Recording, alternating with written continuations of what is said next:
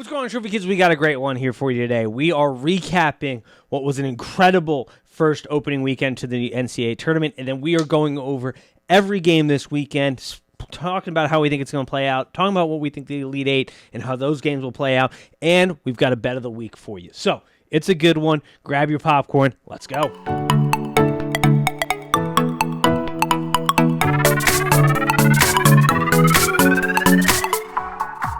And Warm Trophy Kids presented by Bad News Media. It is March 22nd, and we are back after, for some, a brutal first two rounds, for some, an excellent first two rounds. For the two of us, we are still standing as far as our teams go. Xavier and Michigan State move on. How are you doing today, good sir? I am doing well. You know, I was surprised by Michigan State, that vintage performance that they had, like they were playing at the beginning of the year. I will talk about some of their shooting woes, but man, I am excited to still be breathing this weekend and not be a fan of that team in Indiana, or either team in Indiana. Yeah, this I got a little nervous with Xavier because the inconsistencies were there in that first game. What do you know? We said it here on this podcast. You cannot rely on the national media's narrative that like Xavier's defense is absolute garbage because in the last month it's gotten demonstratively better. And what do you know? When we needed to stop, we got to stop. Jack Nungy, I love you in that first game with that absolute critical block at the end of the game. And then the second game rolled around and the guard play that we got out of our guys and like the Xavier offense came back alive and it was fun. It was fun basketball to watch finally. But we're burying the lead. And the lead is, and I'm glad you're on here, is that the Big Ten is the most fraudulent conference in the country. You might as well switch the acronym to Big F because, my God, is this conference loaded with frauds. At the top, Purdue losing to Fairleigh Dickinson, which I hate using this analogy, but it's too perfect not to. The David versus Goliath fight because Fairleigh Dickinson was quite literally the smallest effective team in the field. They didn't even win their conference championship. They got in because the NCAA has the dumbest rule possible with this 4-year grace period, so Merrimack can't play in the tournament. They had to win their game. Then they came in and pestered them like a bunch of gnats, and down goes Purdue, the most fraudulent team in what is apparently the most fraudulent conference of the country right now. Okay, that is the narrative that we're hearing. So first, let me address the Purdue FDU game. They had a game plan. They stuck to it. They sped Purdue up, and every single time Edey had the ball in his hands, they threw 3 people at him and sometimes 4, and dared Purdue to hit the 3. Now, what they understood is something that other teams have not understood, is that Purdue isn't great at shooting the 3. They're about 35% from 3. What Purdue is really good at is hitting clutch threes. And so that's what Purdue was banking on there. It didn't work. Also, at a certain point, Purdue's guards have to be to blame. Feed your big man, kick it back out, feed him again. The FDU is literally the shortest team in the NCAA tournament, which means if you get Zach Edey anywhere near the cup, all he has to do is put the ball in. But because of their inability to refeed him after he kicks it out, it becomes an issue. But also, if that's what you're not going to do, that means that when you are breaking those threes, you need to be crashing the boards. And you and I talked about this, how important it was for teams to crash the boards in the early games, especially against these hungry opponents. And we'll talk about this. You saw that in the Marquette Michigan State game. Mm-hmm. Saw that in every Providence game Princeton game this weekend, just crashing the board and getting their own shots and stuff. Yep, absolutely. So there's that. Now let me address this claim about the Big Ten being fraudulent. First of all, we already knew that the Big Ten was down this year, right? That was the narrative. I don't know. Candace Parker said on TV, like, we came into the season knowing the Big Ten was going to be one of the best conferences, and look at what they did. No, we came in this season knowing that the Big Ten was down this year. So let me address a few things. Purdue is not – there's no grace for Purdue. Maryland played Alabama in the second round. What did you expect for them to do? It's true. Right? True. Iowa and Auburn was 8 and 9 seed. That's a toss-up. Which we did say on the show, thank goodness, out on Iowa. Like, I said it. I was like, I am out on this Iowa program. Fool me once, shame on me. Fool me twice. Well, I can't get shamed again if we all know what we're talking about here. I'm out on Purdue going forward, too. The same principles now apply, and we'll talk about that in a minute, but at least we were out on that. What did you want Penn State to do against Texas? They had a convincing win against Texas A&M, right, as the smaller seed, as the underdog in that game, and then they went out and played Texas, who just played lights out. I don't know what you want Penn State to do. They played very well. Illinois, there's no excuse for Illinois there. I still think Illinois should have beat Arkansas, but we know that Illinois has been inconsistent all year. Also, that's why I didn't pick Illinois over Arkansas. And then Northwestern had to play UCLA, which a lot of people have winning their brackets. So, in all honesty, I mean, Michigan State is the only team standing in the Sweet 16. Indiana's loss to Miami was brutal, and that deserves to be talked about. But Michigan State went out there as the 7th seed and beat the 2 seed and the regular season champs of the Big East, right? Yeah. I think my problem is, and it still is to this day, is the last 3 years the Big Ten has gotten the most teams into the tournament. And yet we have seen only, 2 make it to the second weekend in that? Yep. And in that period, Purdue, one of the kind of top-tier teams in the conference, has lost to North Texas. They have lost to, oh my God, who was it? It was just last year. Yeah. Peacocks. Yes, there we go. St. Petersburg. God, I can't believe I blanked on their name for a second. And then you've got this one, the second 1 seed losing to the 16 seed, which UVA is thanking their lucky stars because arguably I would say this one is almost even worse due to the fact that FDU didn't even win their conference. It was a playing team and like all that goes with it. It's just there seems to be an over-evaluation of Big Ten teams compared to the rest of conferences because they keep getting the most teams into the tournament. And I don't think you can argue at this point that they are the best equipped right now to handle tournament play or to handle these different starts, which honestly, that might be the genius of Izzo, is realizing that the Big Ten system right now is not what is needed to win in March. So he goes out and they schedule as many different styles of basketball as he can face for his teams to get ready. He doesn't put a huge emphasis on winning. I mean, winning the Big Ten is a nice caveat, but I don't think anybody's out here saying Izzo really cares. Won so many. Yeah, like he cares, but he's also he cares more about having his guys grind through playing a ton of different types of style of basketball early in the season and then using that to get better. And he's no problem getting out early in the Big Ten championship or the Big Ten conference tournament. Yeah. And there is this kind of risk versus reward type of thing. And I just think Big Ten basketball as a whole is in trouble because they lack, at least right now, the one thing you need in March, and that is guard play. It is too much. I don't know. You may have a different relying on the big man. Yeah, it's like way too much. And big centers. And let's be honest, the NCAA doesn't want the big boys banging down low. There's no big boy banging down low in March, so we've got that going. Now, it sucks because you have teams where, like, you got Iowa, you got Purdue, where, like, if you don't have a big man to match up with them, then they're just going to kill you all game. But like you said, the game of basketball is evolving, so the Big Ten is in this weird position. Like, look at Penn State, right?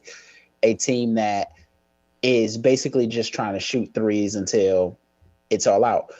They almost beat Purdue doing that same thing.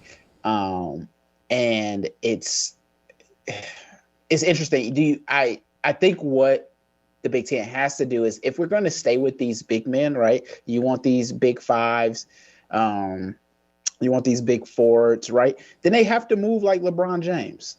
Yeah. Right? They got to move like KD. And that's it. Like, there is no Zach Edey is a student, he's a kid, but the game has passed him by. Right? That style of play by. Yeah.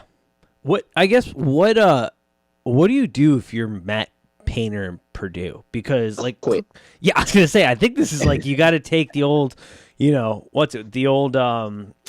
legacy of Japanese generals where they just fall on their swords. I think Matt Painter's just gotta, if he has respect for the program, just walk out the door, because this isn't getting much better with what has happened. And this, I guess, has been a theme too for Purdue, because if you look at their past, they are great at hanging regular season banners. But when it comes to March, they seemingly throughout their entire history just choke it away. It's Matt Painter's inability to coach in late game situations against an unknown opponent. We said this before. Matt Painter is not a great crunch time coach. And every game in March is going to come down to crunch time. The blowouts that we've seen are few and far. Yeah. And don't let these scores fool you, right? Because a lot of games were very close up to 30 or 40-second marks, and then like free throws and stuff inflated the scores. Yep. I mean, and we did sort of hint this. I mean, as viewers of Trophy Kids podcast, I hope you all took our advice. Listeners. Listeners, and listened to us when we said Purdue's arguably the most fraudulent, weakest one we've seen in a long time. And that's why we had them only winning one game in our bracket. So overall, we're sitting pretty because we didn't have them going super far. Now we got screwed on Memphis. Memphis got absolutely screwed in that game. I feel bad for them at that point. So that kind of screwed us there. Penny throwing his bottle across the floor. Did you see that? Yeah, just chucking it. Chucking it, yeah. And Kansas State doing well. That whole east side, and we said it was giving me heartburn trying to break it down. It is by far the worst side of the bracket. It's not even close. Like the entire right side, we're sitting pretty right now. But Cruising, man, right in the West, yeah. Yep. Kansas going down was a surprise. Kansas was, yeah. I mean, less so once you realize Bill Self isn't on the bench for that one, and right. and that starts to get harder. But definitely, yeah, a surprise. But that's also, I think, at this point, Mr. March and waiting. I mean, once Izzo goes down, I think we got to talk about the fact that now Arkansas has a real chance to go to 3 Elite Eights in the last 3 years. I mean, they're one win away from doing that again here. They have a winnable game against UConn. That's going to be an awesome game, yes, which we can dive into more too. But like, I think this is sort of that program is now the junior Mr. March program. Yeah, I wonder if Dan Hurley is better at situational coaching than Musselman. Yeah, we'll see. I think we can break that one down a little bit more too once we get into it. The one last cleanup I have is I think Indiana fans are never going to travel to the state of Florida because both their women's teams and men's teams get knocked out by Miami basketball. Especially because Indiana women's team was the number 1 seed. Yes. And for both teams to get dethroned by Miami, I think and not even close game. Well, I guess the women's game was closer. Because it was the go-ahead layup that she hit, right? I think, yeah. But still, that is, I don't know how often that has happened, but nah. Hilarious, first of all. Also, again, with we're talking about a slow wing, like Trace Jackson Davis is one of the greatest basketball players in March. He can't without good guard play, he can't go deep in March. Yeah, this was the other thing I'm mad at myself about because I literally sat here and was like, I do not understand this Indiana Kool-Aid that we're drinking. But then again, I also was like, Miami's guards are too small. That's the real note to future Nate, because this is becoming, we got to make this note to ourselves. Small guards might be the answer in March because we look at Tyson. I was going to say, we saw it in the Miami game. We saw it here in the Purdue game. I saw it in the Xavier game where Michigan State game? Michigan State game. But that number 1 kid for Kennesaw State would just get like shoulder level with our kneecaps and just be dribbling around getting fouls every time. It was the most frustrating basketball I've ever watched in my life. And so you it's saw like, it in you said that in the K-State game. Or Kennesaw State versus Xavier. Same thing with Kansas State, too. Also in the Kansas State versus Kentucky game, you saw it. Yeah, so like maybe small guards are the answer. Like I'm over here thinking like, no, the bigger guard teams are going to play the best, but no, it's all these small guard teams. Because that's the only reason I read off Miami in that game. The only reason we sat here and talked about it was like, I think the guards are too small. Little did I know that is the secret to success in March, apparently. Right. Which is like the most counterintuitive thing ever. Any other cleanup or storylines from the first weekend you want to talk about before we get into the games this weekend? I mean, if you looked at my bracket for the Midwest and the West and you took those plays, I'm pretty sure, or you took those calls, I'm pretty sure that you are up in your current bracket pool. That's all I'm gonna beautifully. say. Yes, the trophy kids are sitting pretty. We did a Yeah. phenomenal job of picking the right side of the bracket. Yes, Now, yes, we granted, did. we also said last week that the left side is a nightmare hellscape and was giving me I like mean, we even hinted at it for the Alabama. Like we said, Alabama has a cakewalk, but we also said we don't know how to call a lot of these other games. yeah, and of course I had Arizona going to the Elite Eight, but meanwhile I was over here like they give big dumb play energy, and of course that's exactly what happened in the Princeton game. They just did not play well. And I wasn't expecting Creighton to play just on with their hair on fire. I told you Doug McDermott is in his bag, and that's a game that I have a bet for that game. I'm going to need you to check me on this one, but like Doug McDermott, I perfectly pixelated the Big East in a nutshell, which was Marquette is a very soft 2. They had a fantastic season. I did think Marquette was going to get to the second weekend. They really played the worst game I think I've ever seen them play all season. I mean, at one point, what was it? They had like 9-10 turnovers in like a span of... Michigan State doesn't force turnovers and force 15 or 16 turnovers against Marquette. Yeah, it was just... Marquette doesn't turn the ball over. Correct. It's just crazy. Like, it was the worst game I've seen Marquette playing. It was already going to be a tough game because we both sat here and thought Michigan State was going to give them a really tough outing. But, like, man, but they were soft too, so we didn't have them going super far. They were losing to K-State next week. And then I was honest about Providence. They were going to lose to Kentucky. They were, running out of gas. Ooh, that's probably one is the Ed Cooley storyline. The Big East in general. Yeah. The Big East is having the greatest week of its life. I mean, 6 teams made it. They went 7 for 2 in the tournament. All their kind of fringe Elite Eight. We have UConn and potentially Final Four category type of deal. Are all performing really well. And then you've got coaching scandals left and right. And that is reminiscent of old school Big East, where like the coaching personality stood out. You got Ed Cooley heading to Georgetown. You got Rick Pitino coming back into St. John's, and the money that's pouring into that program now because he's back there. Penn State's head coach might end up getting the Providence job. He's rumored for that, which would be a huge get. I mean, all these programs are so healthy right now. Big East basketball's back. It's a Power 5. It's a Power 5 conference. Okay, it's a Power 5 conference, folks. It's awesome. I love it. Now they're saying that, Micah might go to Notre Dame. Yeah, we'll see. I'm going to be real interested to see what Providence gets there. Providence, man.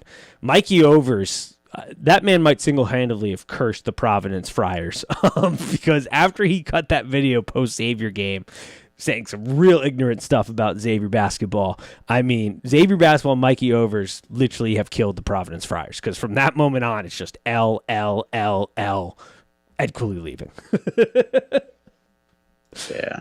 Although I do think Ed Cooley, like what Georgetown is looking for, right, to bring them back to sustained relevance, Ed Cooley is probably the right hire there. It just sucks that you're doing it with inside your own conference. Perfect hire for Georgetown because, I mean, this is a team desperate for a rebuild. He did that at PC. He can get the most out of his players. We've seen guys get into the Providence system and the growth they have over 4 years. He's in a target-rich environment from a recruiting standpoint in the DMZ, especially like even if you're not getting DMV. I keep doing that. I grew up there and I keep messing it up.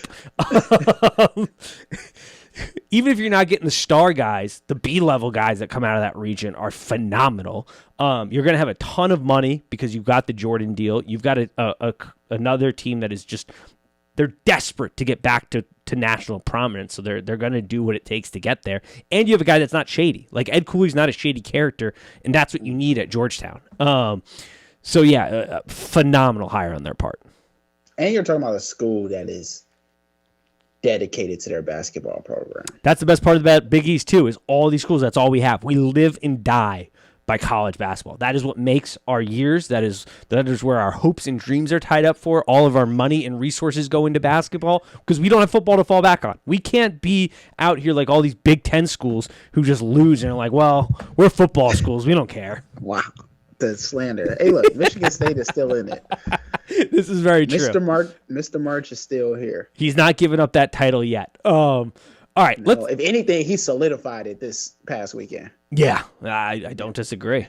And that was so funny, too, because we were sort of hinting at that, where it's like, man, this team, they might have some like Tom Izzo magic in them. They're sort of flying way under the radar. Mm-hmm. They're progressively getting better. it very much felt like, oh shit, this team could be a little dangerous. But then again, I thought Marquette was going to have a better showing than they did, and that's on me, I guess. And we can talk about it, but yeah. All right, let's talk some basketball. Alabama, San Diego State. We had this as the game this weekend to kick it off. It kicks off Friday. Well, it doesn't kick off the weekend, but it's 6:30 on Friday. Right now, Alabama is looking at a 7.5-point favorites situation here. Over under is at 137.5. Oh man, this is Alabama's bracket to lose, which we sort of said to begin with. But man, this San Diego State team is dangerous, and I don't want to say it, but they may be the best team San Diego State's had, or at least since Kawhi was there, because the way they played this weekend, now they got an easy draw. They didn't have to play Virginia. They played Furman, and then they got Charleston. But they're doing exactly what we sort of anticipated they would do stepping into this tournament. So I guess the question is, can they hold off Alabama here to start off their second weekend here on Friday? So this is a game of the turtle and the hare, right? Where Alabama just gets up and down the court, blazing speed, right? Brandon Miller is, by the time the ball is off the rim on the other side, he is already dunking or taking a mid-range shot, at his own basket. Whereas San Diego State's whole MO is to slow you down and keep possessions low, keep the score low, and just make you actually do plays, right? No broken plays. They're going to they will let you set up an offense, but then they're going to keep you in that offense, right? Here's what I'm thinking, Nate. I don't think San Diego State has enough scorers to beat Alabama. Even if they slow Alabama down, and even if this is a close game, that the firepower just isn't there for San Diego State. Yeah, I'm with you on that one. I think they have a real shot to potentially cover the 7. I put this game somewhere in like the 4-5 range.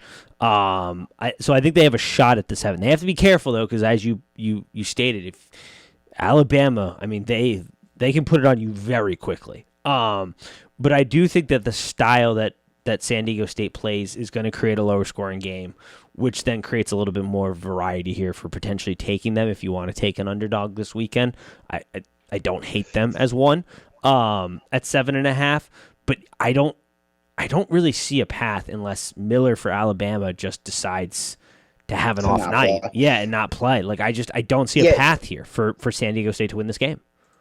It doesn't even matter if Alabama gets off to a slow start in this game, because that's going to play towards San Diego State. But then, like, San Diego State is still going to let them score. Mm-hmm. I think if San Diego State wants to win this game, they have to keep Alabama under 70 points. The moment Alabama reaches 70, it's game over. I 100% agree with that. I think that's a great mile marker, and 100% agree with that thinking.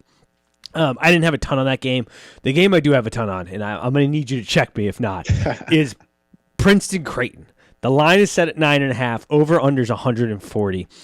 I think Creighton is absolutely about to body Princeton. Now, the thing that makes me nervous is Princeton, we talked about this coming into the tournament, teams that can get their own rebounds, they hit the glass hard. 9th in the country in rebounding, just total. They hit the glass hard offensively, but Doug McDermott is in his bag. This Creighton team, you saw it against Baylor, which we called for on this show, I called for, was going to surgically pick apart that team. That's exactly what they did. And I do worry that these kind of Cinderella teams, the Princetons of the world, there's so much adrenaline and emotion that almost carries you in that second game of the first weekend. But now you've had a week off, and now you've got a coach, Doug McDermott, who is really in his bag this season when it comes up to scheming teams and being able to pick them apart and attack their weakness, which he did with Baylor's pretty boy style basketball, and the offensive efficiency there. I'm having a really hard time not laying a responsible but large wager on Creighton here.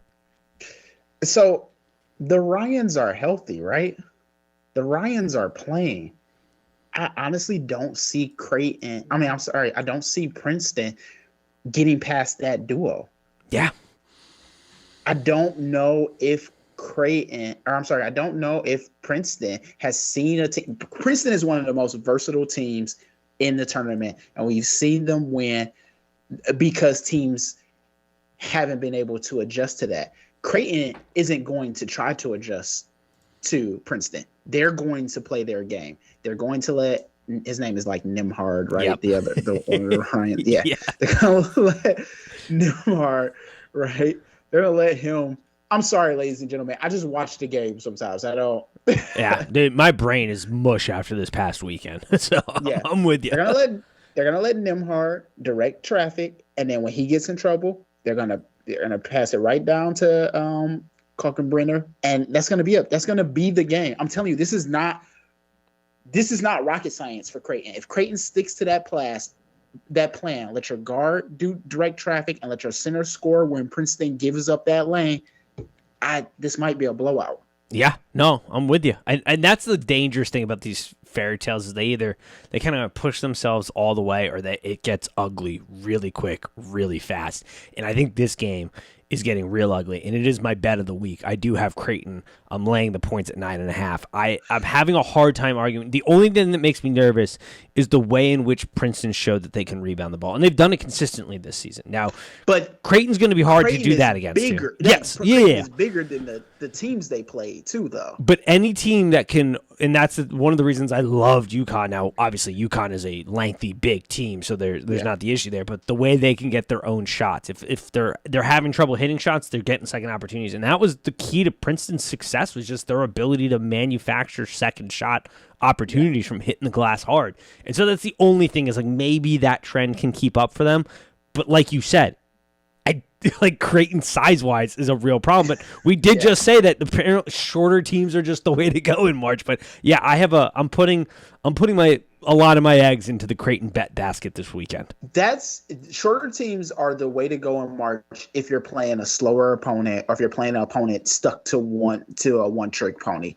If you are a team like Creighton, where you are talented 1 through 5, right? Mm-hmm. And your 7-1 center, he doesn't move like a guard, but he's agile too. That changes the game plan up for you. So when we're saying like small guards, that's not niche, but I still take a versatile, talented team 1 through 5 over just 2 good guards every time. 100% agree. Now, we did have the Elite 8 matchup wrong because we had Arizona meeting Alabama here. But if Creighton does, if Princeton ends up there, Alabama's steamrolling them. I don't even. It's not worth watching. Yeah, that's not worth it. So let's talk about Creighton, Alabama. Now the question becomes: does Creighton have enough juice to push through to a Final Four?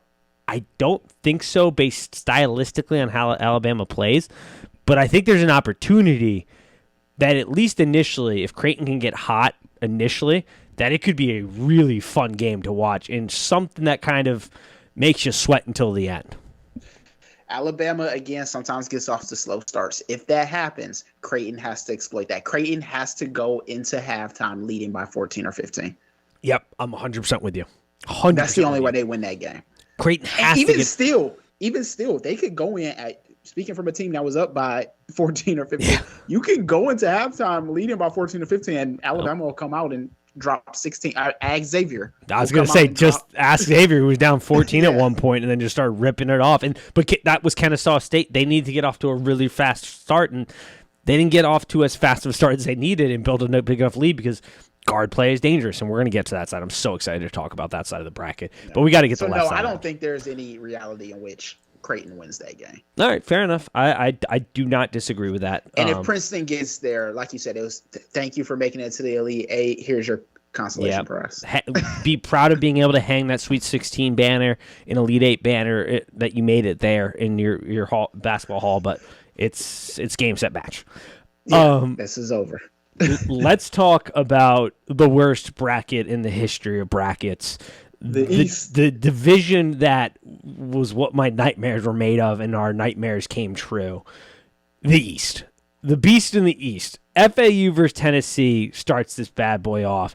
Tennessee, I apparently was out on too early. I was perfect on Iowa. I'm going to now forever be out on Purdue. Hand up, I got Tennessee wrong. Tennessee, I think a lot of people got it wrong, though, because the Tennessee team we saw in that Duke game, at least for me, reminded me of what I thought Tennessee was going to be entering this season, and then they weren't that, and they've sort of come around. Now they're going up against an FAU team that people are really hating for what they did to FDU.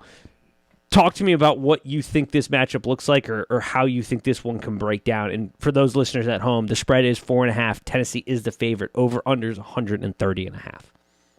FAU, in my opinion, doesn't stand a chance in this game. For two reasons. One, FAU, when trying to exploit larger opponents, rely heavily on a 3-point.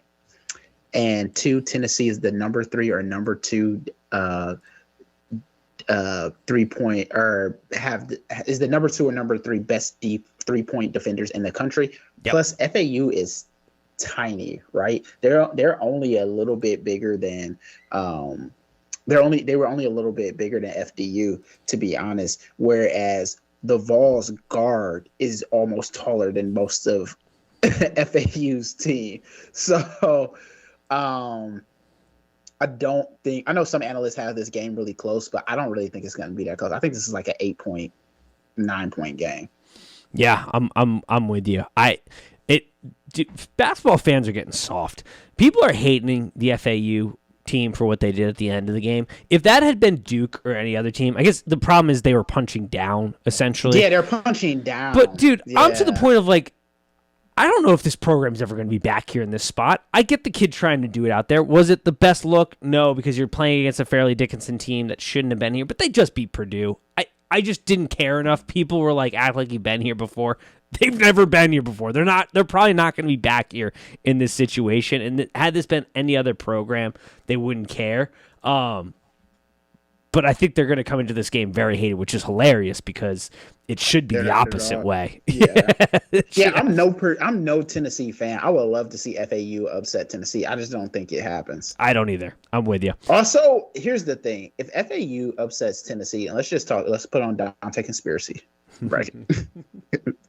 If FAU beats Tennessee, and it is FAU versus either K-State or Michigan State, who wants to watch that game? Nobody. Nobody. No. They're going to get curb stomped. Like, literally curb stomped. Yeah, whoever they play, whether they play Kansas State or Michigan State, and this is not even being a Michigan State homer, that game is just going to be a slaughter. Yeah. No, I'm 100% with you. And the way Kansas State played, which leads us right into this awesome matchup to kick off the Thursday night slot. Michigan State, Kansas State. The line is 1.5. Michigan State is the favorite, which did surprise me, to be honest. Over under 137.5. Kansas State I was incredibly high on them. The family, every tournament, every Super Bowl, they send me money and they're like, all right, put out there for your best bet. And my bet I put on them was Kansas State is making the Sweet 16. We were incredibly high on them in our bracket. How could you not be after watching what they did last week? And I mean, Newell just alone was phenomenal to watch. Keontae Johnson, great. Like, just the whole team was a lot of fun. But now they are running in to Mr. March, a Michigan State team that had two tough matchups, I would say. I think USC was flying way under the radar, but a good basketball program coming into this. And this isn't me trying to, make Dante feel good. As I've said already, the Big Ten is a fraudulent conference, but it's true. Michigan State has had a tough road. They beat the best team. Now, once again, this is one of those things where, like, just because you win your regular season doesn't mean you're the best team. Hard to argue against that, though, Marquette, because they won the conference tournament and the regular season.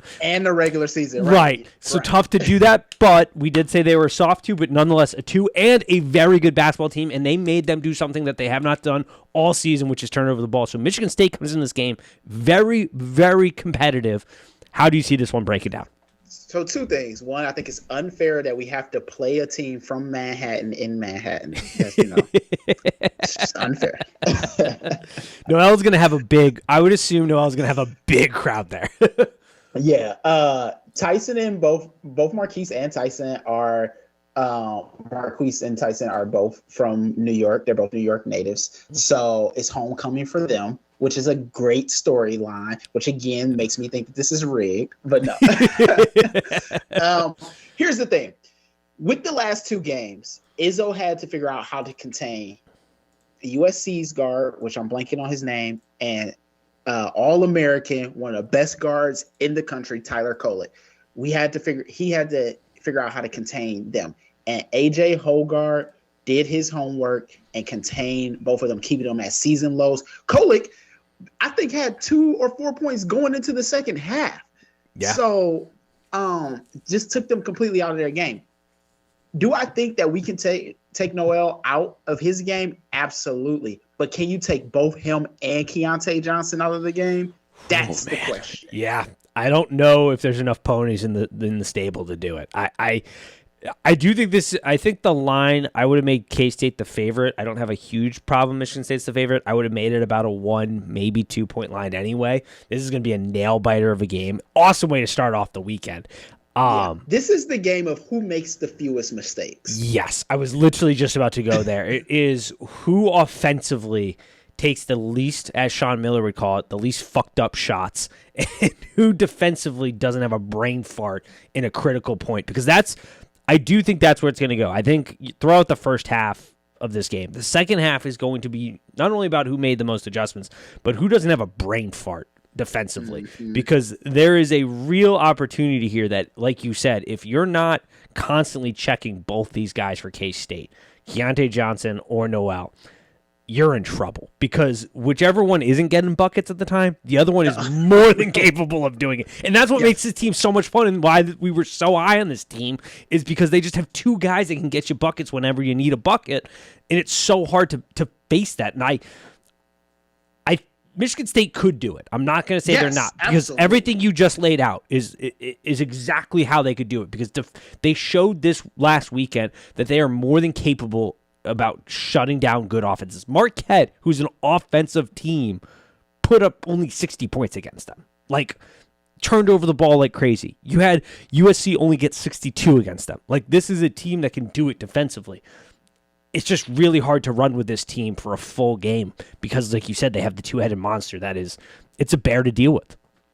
Yeah, my basketball brain is saying that this is a close game, but that Kansas State wins a close game comfortably, if that makes sense. Yeah. Like, Michigan State is pestering them, might scare them. But when you go back and look at the game, Kansas State was never in any real position to lose because of Keontae Johnson and Marquise. On the other hand, I said this against Shaka Smart. Can Izzo outcoach K-State? That is the problem. Because the answer is yes, I would say. Yes. 100% I think that this is less down to talent. I think talent-wise, you pick K-State every single time. You don't even blink. Yeah. I think if this is a close game where it comes down to literal coaching, there's a reason Vegas put Michigan State as a 1.5 point, 2 point favorite over the weekend, because you know that Tom Izzo is worth at least 2 or 3 points in coaching. Yep, I agree. Think about this. In that Marquette game, I talked about this with my friends that we were watching the game with. I would not have the wherewithal for Malik Hall getting that offensive rebound, passing it out to Tyson Walker, and calling that timeout immediately. I would have 100% let them play and try to run the clock out. That is veteran coaching right there. I would have never made that call. 100%. I don't know how many coaches would have made that, because you have the ball in your hand. Why even? But if you think about it, if they foul or take the ball away and then go down and hit a 3, now we all of a sudden are in a very tight game rather than winning this comfortably now. Yeah, I agree. This is what makes it tough. Now, we had in our bracket Kansas State advancing, but we also had it because they were playing Marquette as opposed to Michigan State, which it's all about the matchups, folks. Styles make fights, and this is a great fight to start off the weekend of some really incredible battles, especially when we get to the other side of the bracket, where I think the level of basketball we're about to see on the right side of the bracket this weekend could be special. But then that leads us to, who do we think gets out of this bracket then? Because one of these two teams is going to face Tennessee. Do we think that the winner of this game is slingshot into the Final Four? Or do we think Tennessee has enough power to put the brakes on that train that is running away, that if it's Michigan State, it's a runaway train? If it's Kansas State, they're there. They are there because they should be there. We thought they were going to be there, but can Tennessee throw the brakes on them? Okay, so let me throw in my hot takes here. And this is going to make no sense. Two things. If Michigan State wins this game, Michigan State is on a run. Tennessee plays a slow slog half-court game. Tom Izzo will love that. Yeah. He will love that because you're going to let him set up his offense. You're going to that is going to lead to a bunch of dribble handoffs, which Tom Izzo is addicted to. Mm-hmm. Right? Yes. He's addicted. Oh, that was the other thing in the Marquette game, right? Shaka Smart is very much a student of Tom Izzo in some aspects. And I said this when we were playing. I was like, Marquette does a bunch of dribble handoffs. If you watch any Michigan State game, that's what we do. Izzo is going to exploit that. And how many times did you see AJ or Tyson step right in the middle of that lane and take the ball away? Yep, 100%.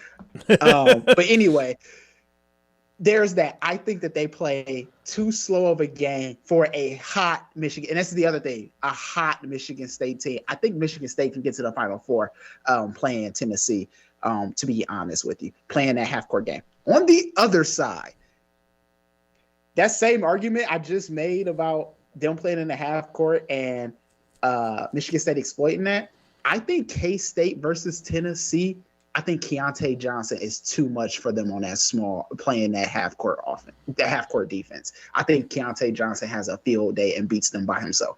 The only way I see Kansas State losing that game is if it is an absolute war with Michigan State to the point in which both they're just drained and their legs are gone. That is the only way, which I don't even think it's going to get to that point where it's just up and down, up and down, up and down war. Like, I don't think that's the style we're going to end up seeing in that Michigan State game. So I'm not too worried about it. I feel very confident telling the listeners right now that whoever comes out of this Michigan State-Kansas State game is going to the Final Four. That is my opinion on this matter. I think this is the game in the bracket. Tennessee's had a phenomenal season, way better in the tournament than I had expected. I was out on them. I thought Rick Barnes was going to piss it away like he does every year, especially because the team was sort of disappointing, I think, in the regular season. I think it's totally fair to say that versus the preseason hype they kind of came in with. But yeah, I think that the Michigan State-Kansas State game for the viewers is the springboard game to the Final Four in this bracket. Also, I don't think Tennessee scores enough points. I agree. And even against a Michigan State team, I don't think that they score enough. Because like you said, Michigan State is going to take your season average and lower it about 5 or 10 points. Win or lose, they're going to lower your season scoring average. Yep, completely agree. All right, let's move to the right side of the bracket, and we start with Miami versus Houston. The line's at 7.5, over under 137.5. Am I shocked Miami is here? A little bit, because I thought their guards were going to be a little too small. But am I crazy surprised, given the coach they have, given the speed and talent in which they can play the game at, the guard play that they're getting? No, this team is ready to play, but they are running into, right now, a team that is, even though we said is a weaker one, is playing like an absolute buzzsaw. Now, granted, they played Northern Kentucky and Auburn, but they embarrassed Auburn. Like, they took Bruce Pearl and put his brain into a blender. And, like, that Auburn team was not ready for the moment. So, can Miami go in there and slay the dragon of the number one seed in this bracket? Or does Houston continue to kind of just pile it on, get to the Elite Eight, and then play a very competitive team coming out of that bottom bracket? Can Sasser and Wong put together a game where they keep the Cougars out of the paint, keep the Cougars off the boards, and make the Cougars shoot threes? Can Isaiah and Sasser play both phenomenally on offense and defense for 40 minutes? I think that's what this comes down to. I'm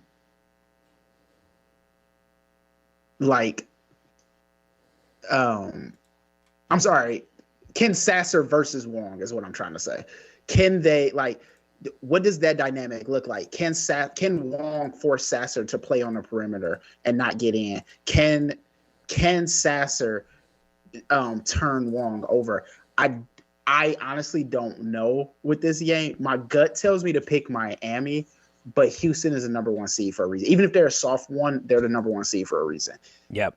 My concern with this, too, is I don't know if Miami has the defensive discipline because they haven't shown it throughout the season to stop them. And that is it's the same thing that I said with Gonzaga, which we'll talk about in a little bit. At some point, that has to bite you in the butt.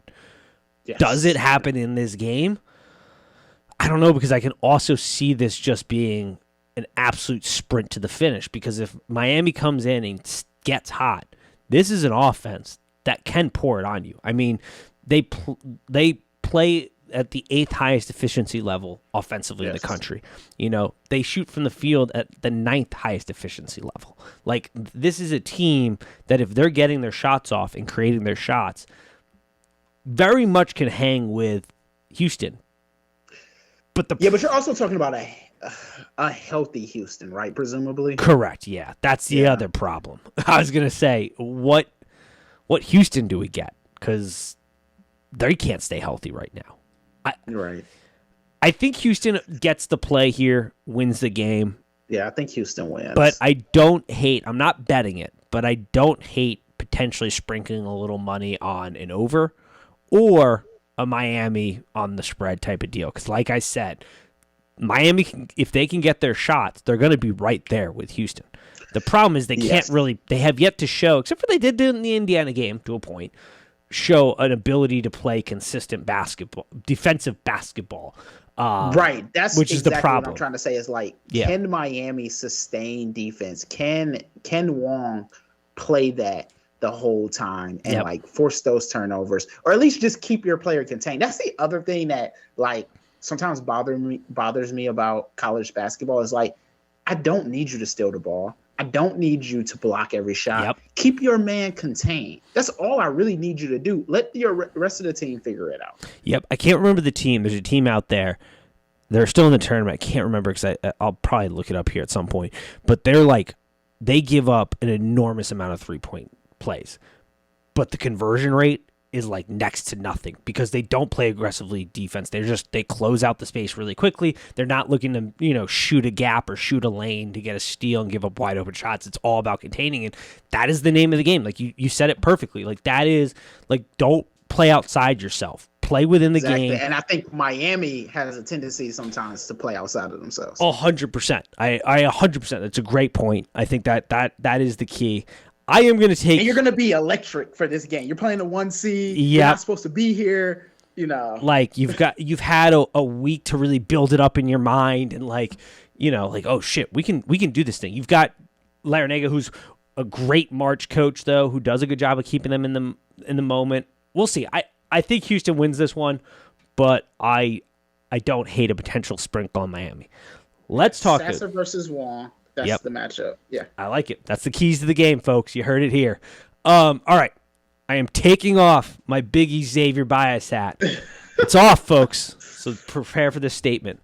This Xavier versus Texas game has the potential to be the greatest game of the entire weekend.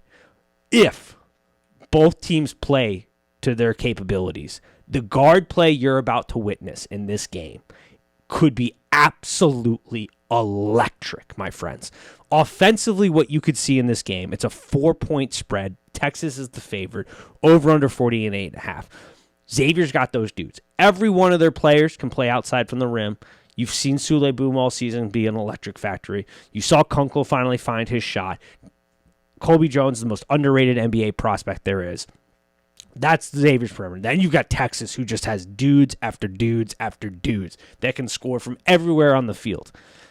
My concern is about the consistency of Xavier's offense right now. I think they're going to be okay because we saw them figure it out, which was a weird thing in the tournament to begin with. I don't know if you noticed this, but like I saw it today. It was like one of the lowest 3-point conversion rates in tournament history. Like maybe the rims are bad or something, but like you hit 2 threes. Yeah, it's not great. But this Texas Xavier game, I'm not saying this lightly. I truly believe it could be the best game of the potential weekend on that Friday o'clock night. If both teams show up playing their best brand of basketball, the guard play you're about to see is unreal. And that is what March is about. It's about the guard play. Now, who could win this game? I think both teams are very capable. My gut is telling me Texas, but I'm putting my Xavier big cap biasy cap back on. It's all about X, baby. Okay. I think we're gonna split on our. I like how after all that touches. Yeah. Okay. Whatever.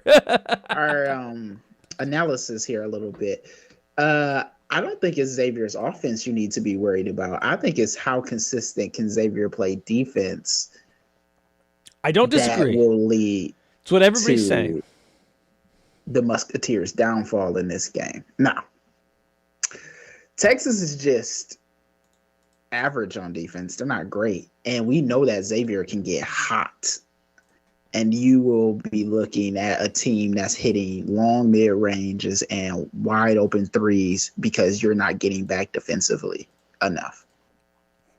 On the other hand, the talent that is just oozing out of the Longhorn program is nothing to sneeze at. I think that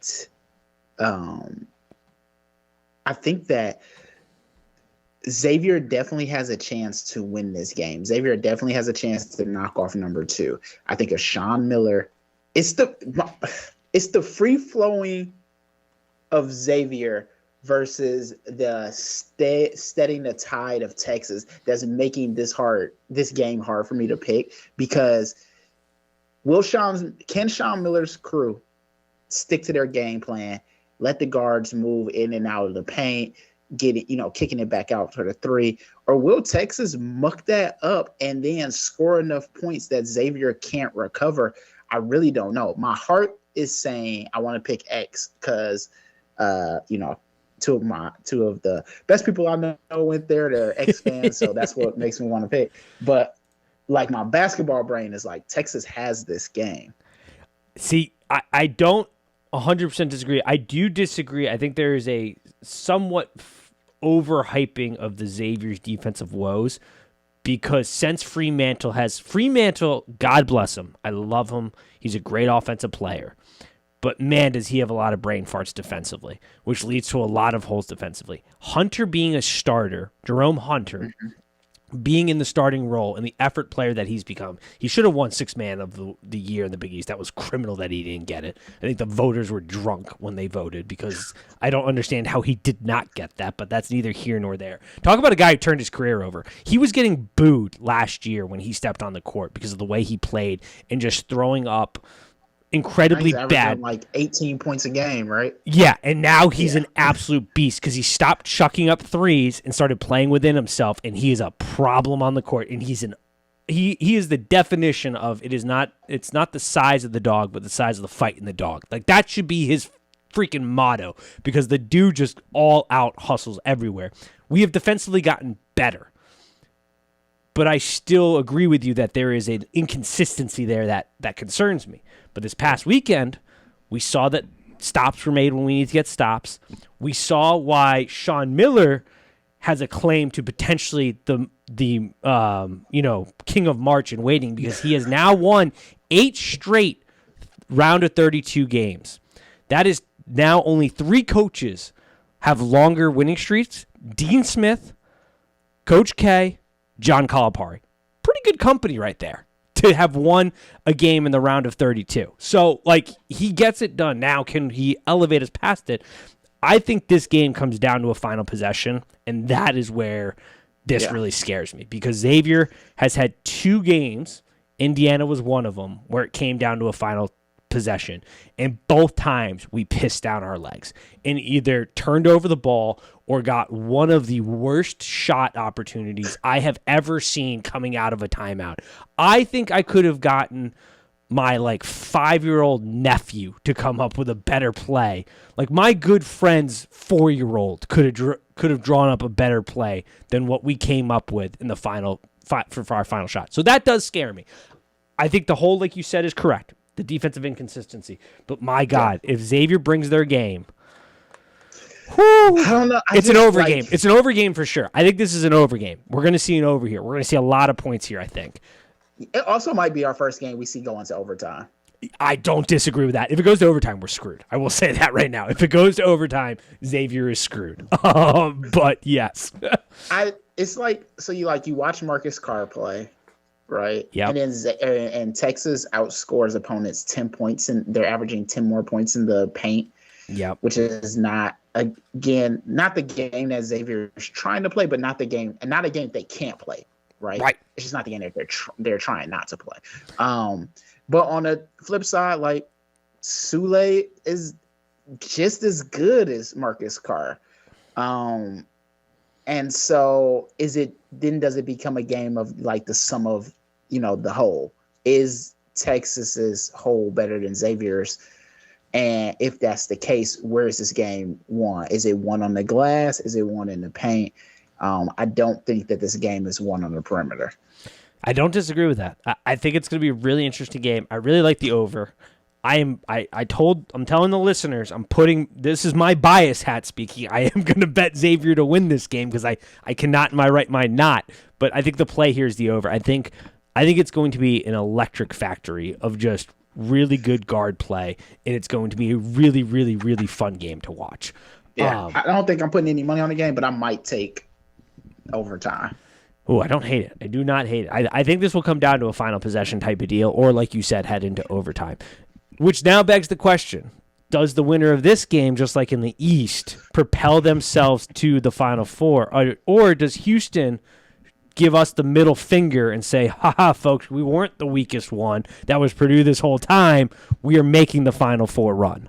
I think they've already said that, but here's what I'm going to say. If the Xavier and Texas game goes into overtime and it's Texas versus Houston or Xavier versus Houston, I think the game's not close. I think the team is I think either team is too gassed for sure, to stand up to. Yep. Yeah, and we saw that in the Big East tournament. They made it to the finals and their legs weren't there, and they had good looks, but they couldn't shoot the ball whatsoever. So that's a great take. Yes, I agree with that. With that said, if either of these teams play Miami, Miami's too small. Yeah, Miami's screwed. Miami is so dead. Miami's screwed. It's been a fun story, Miami, but if Miami pulls the upset here and beats Houston, Miami might as well not even get off the bus for this. Whoever comes out of this game. Yeah, don't come out to the tunnel. Even overtime, I think Miami still loses this game. Yeah, no. It's closer if there's an overtime. But Miami just does not have the personnel to be either of these teams. I don't disagree with that at all. I don't think we even have to spend a lot of time on it. That's it. That's all. That's a wrap. All right, final bracket. A good one. I mean, talk about getting... Yo, boys, you said UConn. You were very high on the Huskies. So high on the Huskies. The Huskies in my work bracket are my national championship. You came on here and talked me out of them when they play UCLA, which I think was very good reasoning and great rationale because it certainly could be there. UConn's playing Kansas. Or Kansas, Arkansas. Arkansas. Should have been playing Kansas. Should have been playing Kansas, yes. Playing Arkansas. Said, excuse me. Yeah, hold up now. We've been to back-to-back Elite Eights. We know what to do in this tournament. The line's at 3. Over-under's at 139. This is going to be a really fun game, too, I think, if Arkansas can play their style of brand. But I have concerns about them dealing with the length and size of UConn and their ability to prevent UConn from doing what they do virtually every game, and that is get tons and tons of second opportunities. So if they don't convert on their first opportunity, they are the number 1 offensive rebounding team in the country. Can Arkansas stop that? And I don't think that's going to happen. So just like we talked in the K-State, Michigan State game, right? We got a incredible matchup for Hawkins and Davis, right? Yes, sir. Hawkins of Arkansas and Davis of the Huskies. With that said, the one thing that Arkansas doesn't have that Hawkins does have in his back pockets is a Sanogo. Yes. In my mind, I just heard that scene in the Avengers where Loki's listing off all the things, and Robert Downey's like, "Yeah, but we have a Hulk." That's exactly what that is. Exactly. I think that while this will be a close game, don't get me wrong, I think UConn does it because we are talking about one of the most dominant performers in the tournament, scoring 52 points over the weekend, going 24 for 33. Yeah. Arkansas is not doing that. And if you think that Sanogo is slowing down, oh no, that is not going to happen. No. And then when he comes off, you've got another 7-footer coming into the game. Like, it's a nightmare down there to deal with. It's a nightmare. And Arkansas plays some of the weirdest basketball I've ever seen, where like they won't set up their offense a lot of times. They'll like rush a shot, or they'll get to the paint and then pass it out to like a shooter who doesn't really shoot threes. Like a lot of times I remember watching that game and they'll be like, oh, that's just his second 3 of the year that he made. Okay, he shouldn't be shooting threes out there. Why are we giving the ball to him? So I think just like I talked about in the Michigan State game, right? The Michigan State, Kansas State, where you're talking about, yeah, Noel and Walker or Noel and Hogarth, fine. We can lock him down. But can you lock down Keontae Johnson? It's literally the same thing. Can you lock down Sanogo or Hawkins? Pick your poison. Yep. And once again, I think I'm going to say the exact same thing I've been saying all the time. UConn goes as far as their point guard play goes, and it was good enough. But I don't think, to everything you just said is 100% accurate. I don't think this is the game where UConn has problems and they get turned over, which is the reason why I did let you talk me out of it, because I was like, you know what, that is true. Yeah, UCLA will absolutely be able to do that. Arkansas does not have the horses to do that. They don't play that style of basketball to be able to do that. That UCLA, UConn, if that happens, UCLA isn't worried about Sanogo. They may let him score as many points as he wants. What they're going to do is stop the guards. Yep, 100% agree with that. So I think we're in sort of unison here. It's the UConn Elite Eight that we're going to be seeing coming out of that top side. Or do we think Arkansas has a shot, or are we both riding? Arkansas has a shot in the sense that Arkansas has the same shot Michigan State has against Kansas State. Whereas I still think comfortably Kansas State wins that game, but don't be surprised if Michigan State wins. Same thing with UConn, Arkansas here. I think UConn wins this game comfortably, but don't be it's not a huge upset if Arkansas wins. Yeah. All right. But what we're picking here for the listener, UConn is winning this game. Yes. All right. We're on the same page there. I like that. All right. Let's talk a little UCLA Bruins versus Gonzaga. Line is 2. Over under 145.5. I think that line is too low. I don't disagree. Talk to me about this game. We had this game correctly picked. We said this was going to be the matchup. My argument before the tournament start was at some point Gonzaga's defensive efforts are going to have to bite them in the butt. UCLA showed exactly what we talked about. They are an incredibly disciplined basketball team. They play within their system. Mick Cronin has done a great job of coaching this team up, who has dealt with some injury issues. But this is a big-time matchup on Thursday night at 9:45. Talk to me about what you see for this game. Tiger can't. Well, you got a man named Tiger out there. But you've said it, and Michigan State had a chance to beat Gonzaga on the last second, but you watched Madi just dominate Timmy at certain points in that game. You watched TCU make Timmy win the game for Gonzaga, right? Gonzaga does not play good defense. Gonzaga is not worried about taking you out your game. Gonzaga is worried about playing their game. Guess what? UCLA is going to play their game. Yes. Gonzaga's whole game is like, we're just going to boat race you. And UCLA is like, no, we are going to play super disciplined. We're not going to get outside of our headspace. We're not going to, if there's a big 8-0, 10-0 run, get panicked and piss down our leg. We're going to continue to play our brand of basketball. And that's why I don't know. I think this is a vulnerable spot for Gonzaga here. I don't see a path forward, Riley. Outside of them just boat racing the hell out of UCLA, and UCLA has like another injury or something happened in this game. Like outside of that, I don't know. Maybe I'm being illogical about it, but that's how I see it. Again, when we're talking about when you're a casual fan and you're talking about the Zags, name me the player that you're going to talk about, and you're going to say Drew Timmy. Whereas if I'm a casual person and I'm talking about UCLA, I know Tiger and I know Jaquez.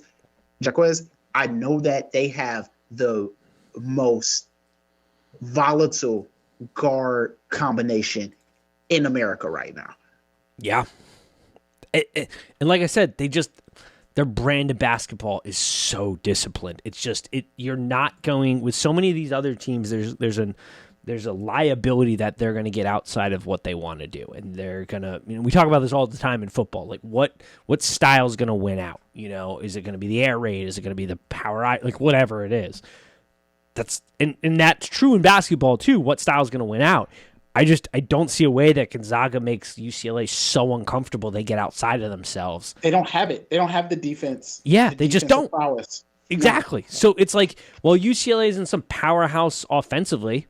They are very good. They're still good, like very good. You said, discipline. Yeah, I don't want to get that like out of the way. Like they're still very comparable. I think we so often talk about their defense and their discipline. They're still a very good offensive team, but it's that discipline. It's that base and discipline where they don't take stupid shots. They're very efficient in converting their opportunities. Like their conversion rates are just they're out of this world. Like compared to what the few shots they're getting up. So they play at the 281st pace right now, but their efficiency numbers top 15 in the country. Like they convert what they're trying to do. And then defensively they're a nightmare. So yeah, I'm with you. I think this is the point where, and it happens every March for these teams that rely too heavily on offense. At some point you got to play some defense. And Gonzaga just has not shown that ability. So that then lines us up with what we were predicting, and we've virtually nailed this bracket outside of Kansas. I do want to clear something for people who want to go back. We did split here. We went for the Trophy Kids bracket. We went with Gonzaga, but I did have TCU beating the Zags here. Yes, yeah. That is true. Now, we have UCLA UConn as the Elite Eight matchup. We've been pretty good in this bracket. Yes. Do we still believe our analysis last week was the correct analysis, or has anything changed in your opinion about what we could get in this Elite Eight game? So we kind of split here. I'll let you talk me into UConn, right?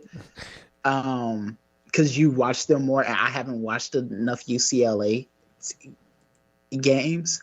I have UCLA winning in some of my other brackets, like winning the whole thing in some of my other brackets. With that said, I think the hype coming off beating Arkansas, and the X factor being UCLA is going to play a very disciplined, very measured offensive approach versus a UConn team that is going to try to exploit every little seam and nook and cranny that they can. I think UConn does overpower UCLA and squeaks by to get. And when I say overpower, I mean like they're doing it by force in the last 2 minutes of the game. Absolute brunt force. Yes, to overcome UCLA and make it to the Final Four. Here's my concern, and I'm almost a bigger believer. It's so funny because we've talked each other out of our initial thinking. My concern is the same as it is that allowed you to talk me into this. It's how far can Newton take this team, because everywhere else is good. And Newton's a very good player. Like I feel really bad because I've zoned in on him, but it comes down to that point guard play and not turning over the ball and being efficient. And it comes down to what we just saw with Michigan State Marquette in the fact that UCLA is going to be incredibly disciplined. Dan Hurley is a bit of a hothead. Yes. We have seen him lose games in the Big East because Dan Hurley loses his mind, and that loses them games because then the players don't calm down. They start to make dumb mistakes, and it just domino effects into them losing. Does that happen in this game? I don't know, but I very much see the possibility based on the discussion we had last week, based on seeing what Michigan State did to Marquette, because I think there's a very similar path for UCLA doing a very similar thing, even though those two teams are different. Yeah. But once again, two strong guards. Correct. But if Newton shows up and he plays good basketball, he doesn't turn over the ball, UConn's going to win that game. Yeah. But if they start to play outside of themselves, if Dan Hurley starts to lose his mind because they get frustrated about this super disciplined UCLA team. Well, and that's what I'm saying. UConn is going to gamble. Yes, it's a gamble, and but they have to do that to win. They have to do in that. order to You're win right. this game. They have to gamble. You're 100% right. It's a gamble, and that is I'm going to take the safer play in UCLA because you talked me into it. And I think your logic makes sense. I had to check myself because I was like, you know what? I might be too hot on UConn. I was way too hot on them last year. Maybe I am too hot on UConn. I think your logic makes 100% chance, but they have the upside factor. They do. If you're a bettor and you come into that game and UCLA's favored, it might be worth putting some money down on UConn because they have the upside. You know, we talk about that in the NFL draft. The QB that has all the upside versus the one that is more of a finished, polished product. That's what we got here. We got UCLA, the finished, polished product. We got the team that has a super high ceiling, but could also have a really low basement. Yeah, it's because it's like when the student beats the master, not because the master is bad, it's because the master is trying to wait for the student to make certain moves that the student doesn't even know needs to be made. Yep. And that's what can happen here, right? UConn can come at them at an angle that's just that UCLA doesn't know what to do with. Like UCLA is like, we're going to play this game. I don't know what game UConn is playing. This is very true. I like that analogy. That is a good one. All right. And then you get beat. But so we have flipped on this. I'm going to take UConn, but you're riding with UCLA. Yep. I like that we flipped. I do too. It's going to be hilarious. We'll flip again. Yeah. We'll probably be having text wars here setting this up like, oh, shoot, how do I bet this now? I think there's a lot of fun basketball on this side of the bracket between the Arkansas-UConn game, then the Gonzaga-UCLA game, then that Elite Eight game. What's the worst game here? Either Alabama-San Diego or FAU-Tennessee? I think so. Yeah, I think everything else is like I'm very excited for a lot of these games. Like this is the one nice thing. Like we had good upsets. I like that trend continued, but it's a pretty chalky bracket. Like I think a lot of people got a lot of reasons. You would say that? I mean, hell, look you at got about a 3s and 2s though. But all those made sense outside of Arizona. Like if you look at that division down here in the West, you got a 6 versus 15 in the East, in the South. But outside, like for example, what in the West? If Arkansas doesn't win that game, we have a 1, 4, 2, and 3. Like okay, sure. That's all got a chalk. 7 and 3 and a 9 and 4 in the East.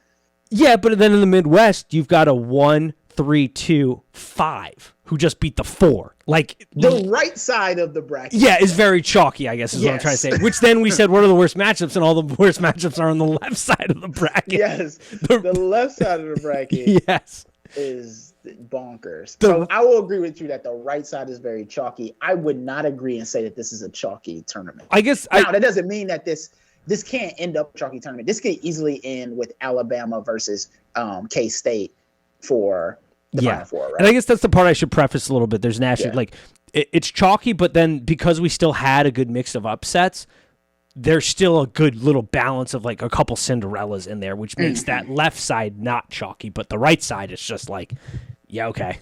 Like, that all played out about as we saw. Yeah. And just so for the listeners, the Final Four we're predicting here is Texas, UCLA, Alabama, K-State. Yep. That is the one that we had projected going in. Our Final Four is still intact. Our right side of the bracket's looking good. Everything's still intact that way. So we're overall looking pretty solid. There's just a few that we really whiffed on. In our defense, Memphis got absolutely screwed in their one because had that not happened, holy moly, we would have gotten Memphis versus FDU and then Memphis versus Tennessee. Like our Memphis to the Elite Eight would have been perfect. We would have knocked that out of the park. There was no way they were dropping the next 2 games. That last call was crazy. I literally, no lie, was standing on the couch. You know what's crazy is there was so much good crazy that happened. We forgot to talk about UVA Furnham. Like I'm looking at this bracket and we didn't even talk about the dumbest pass in the history of college basketball. The Furman player was like, he just freaking threw it to me. And from an older, more mature player too. Like What is it with Tony Bennett? I feel like they just do the dumbest, and we saw that when they lost to UMBC, where it's like they just kind of panicked and threw that game away too.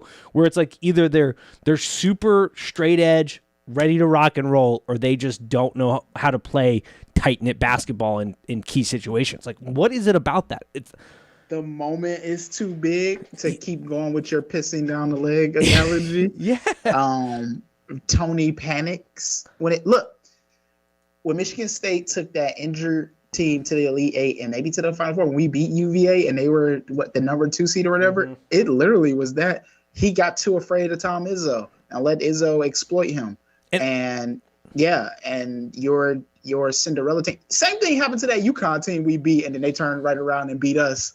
Yep. But the same thing. You let the phantom of the moment take you out of the game. Yeah, I just thought we were past that once they finally got their national championship, that like, okay, they're over the hump. Their players are going to be more prepared going forward. They're not going to continue to do this. And nope, they're right back to either it is a win it all or bust on the first round mentality for UVA, which honestly, at least you know what you're getting. They're consistent. It's either we're getting out of the first weekend. If they make it out of the first weekend, we're probably going to the Final Four. Yeah. So at least they're consistent. All right. Anything else before we wrap this up?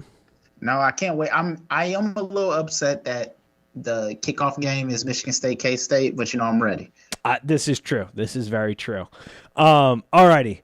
We will talk to you all next week. Hopefully we've given you some good information this time. Creighton is my bet of the week. We'll see how it plays. And as always, peace. Peace. Nice.